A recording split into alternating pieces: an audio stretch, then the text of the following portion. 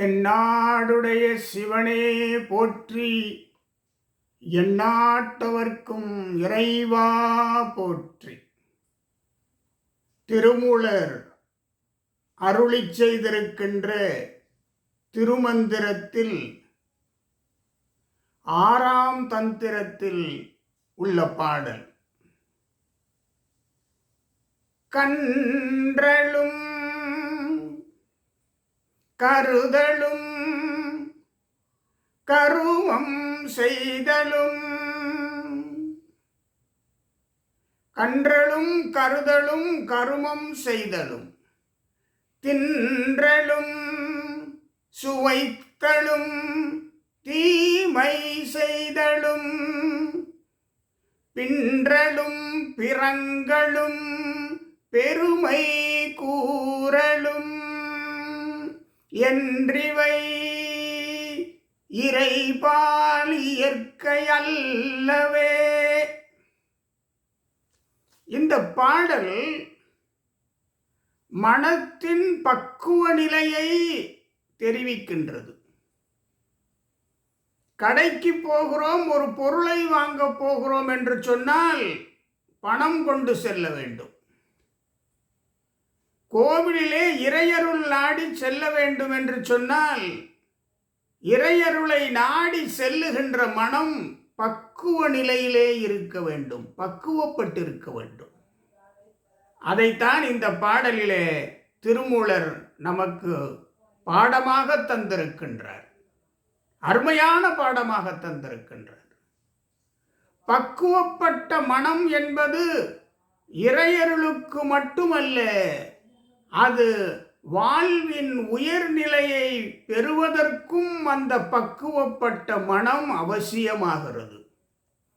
இறை அருள் பெறுவதோடு வாழ்வின் உயர்நிலையினையும் அவர் பெறுகிறார். கன்றலும் கோபப்படாது இருக்க வேண்டும், கோபப்படாது இருக்க வேண்டும். இறையருளுக்கென பக்குவப்பட்ட மனத்திலே கோபம் இருக்கக்கூடாது.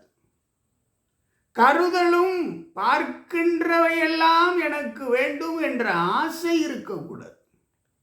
இது வேண்டும் அது வேண்டும், கண்ணில் படுவதெல்லாம் எனக்கு வேண்டும் இருக்கக்கூடாது. கருமம் செய்தலும் தீவினைகளை செய்யக்கூடாது, பாவங்களை செய்யக்கூடாது. அதற்கடுத்து தின்றலும் உணவிற்கு அடிமைப்பட்டு இருக்கக்கூடாது. சுவைத்தலும் இதை உண்ண வேண்டும், அதை உண்ண வேண்டும், இதை உண்ண வேண்டும், இது நன்றாக இருக்கும், நாவிற்கு அடிமைப்பட்டு இருக்கக்கூடாது. தீமை செய்தலும் பிறருக்கு ஒரு காலும் ஒரு தீமையும் செய்யக்கூடாது. தீமை செய்ய வேண்டும் என்று மனதளவிலும் நினைக்கக்கூடாது. இப்படி 6 விஷயங்களை நாம் இப்போது ஒதுக்கி இருக்கிறோம். 7வது விஷயம், நம்மை நாம் மிக குறைவாக எண்ணிவிடக்கூடாது. நம்மிடத்திலே நிறைய செல்வங்கள் இருக்கும், ஆனால் இந்த செல்வம் இல்லையே என்று வருத்தப்படுற மனநிலை இருக்கக்கூடாது. நம்மை நாம் குறைவாக நினைத்து கொள்ளக்கூடாது. நமது திறமைகளை குறைவாக மதிப்பிடக்கூடாது. நம்முடைய தகுதியினை நாம் குறைவாக மதிப்பிட்டு கொள்ளக்கூடாது. எப்பொழுதுமே பின்னாடியே நின்று கொண்டிருக்கக்கூடாது. அடுத்து பிறங்களும், அப்படி என்று சொன்னால் தர்க்கம் செய்வது, நான் சொல்வதுதான் சரி, எனக்கு எல்லாம் தெரியும், நான் படித்தவன், நான் இங்கெல்லாம் பணியாற்றி இருக்கிறேன், இதுதான் சரி என்று தர்க்கம் செய்கின்ற குணம் இருக்கக்கூடாது. அடுத்து பெருமை கூறலும், தற்பெருமை கூறுவது, நான், எனது, எல்லாம் நானே, தற்பெருமை, பெருமை கூறலும். இந்த 9 வகை பிரிவில் வருகின்ற இந்த தீய குணங்களை எல்லாம் வெளியே தள்ளிவிட வேண்டும். அந்த மனம் பக்குவப்பட்ட மனம். கோபப்படாது இருத்தல் பக்குவப்பட்ட மனம். ஆசையிலிருந்து விலகுதல் பக்குவப்பட்ட மனம். புண்ணிய செயல்களை செய்தல் பக்குவப்பட்ட மனம். உணவிற்கு அடிமையாகாது இருத்தல், நாவிற்கு அடிமையாகாது இருத்தல், தீயவை செய்யாது இருத்தல், தம்மை பற்றி தன் நிலை பற்றி உயர்வாக எண்ணி பணியாற்றுதல், நம்பிக்கை தன்மேல் கொண்டிருத்தல், தானே எனக்கே எல்லாம் தெரியும் என்கிற எண்ணத்திலிருந்து விலகி இருத்தல், தற்பெருமை கூறாது இருத்தல், இந்த குணங்கள் கொண்ட மனம் பக்குவப்பட்ட மனம் என்று திருமூலர் தெரிவிக்கின்றார். இறையருளுக்கென்று பக்குவப்பட்ட மனம் என்று தெரிவிக்கின்றார். இது இறையருளுக்கு மட்டும் பக்குவப்பட்ட மனம் அன்று, வாழ்வின் உயர்வான நிலையை எய்துவதற்கும் இது பக்குவப்பட்ட மனம். எந்த நிலையிலும் பணியாற்றுவதற்கு இது பக்குவப்பட்ட மனம். ஒருவர் பதவி உயர்வு பெற்று உயர்வான பதவியில் அமர்கின்றார் என்றால் அந்த பதவியில் அமர்வதற்குரிய பக்குவப்பட்ட மனம் இந்த மனம். திருவாசகம் சொல்லும், ஆடகசீர் மணிக்குன்றே இடையரா அன்பு உனக்கு என் ஊடகத்தே வந்து உருக தந்தருள் எம்மானே. என் உள்ளத்திலே வந்து நின்று உருக தந்தருள் எம்மானே என்று மாணிக்கவாசகர் கேட்பார். அப்போ உள்ளத்திலே இறைவன் வந்து அமர்வதம் என்று சொன்னால் அந்த உள்ளம் எப்படிப்பட்ட பக்குவப்பட்ட உள்ளமாக, பக்குவப்பட்ட மனமாக இருக்க வேண்டும். பக்குவப்பட்ட மனம் வேண்டும். அந்த பக்குவப்பட்ட மனத்திலேதான் இறையருள் சேரும். பக்குவப்பட்ட மனம்தான் உயர் பதவிகளை பெறும். பக்குவப்பட்ட மனத்திற்கு இன்னொரு வசதி உண்டு, இன்னொரு நல்ல பயன் உண்டு. பக்குவப்பட்ட மனம் கொண்டிருப்போர் திருமூலர் தந்திருக்கின்ற சூத்திரத்தின்படி பக்குவப்பட்ட மனம் கொண்டிருப்போரிடம் எண்ணம், சொல், செயல் ஒரே நேர்கோட்டில் ஒரே மாதிரி இருக்கும், வேறுபாடு இருக்காது.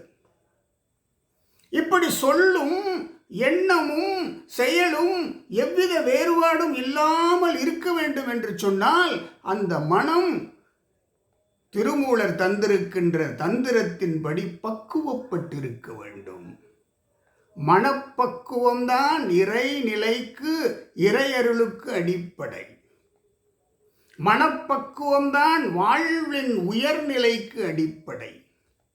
மனப்பக்குவம்தான் மனிதன் வாழ்வாங்கு வாழ்வதற்கான அடிப்படை. இதைத்தான் திருமூலர் சொல்லியிருக்கிறார் இந்த பாடலிலே. 9 குணங்களை வடிவமைத்து கொடுத்திருக்கின்றார். 9 குணங்கள், அருமையான 9 குணங்கள். இந்த 9ம் ஒருவரிடத்திலே இருக்கின்ற பொழுது அந்த மனம் பக்குவப்பட்டு விடுகிறது.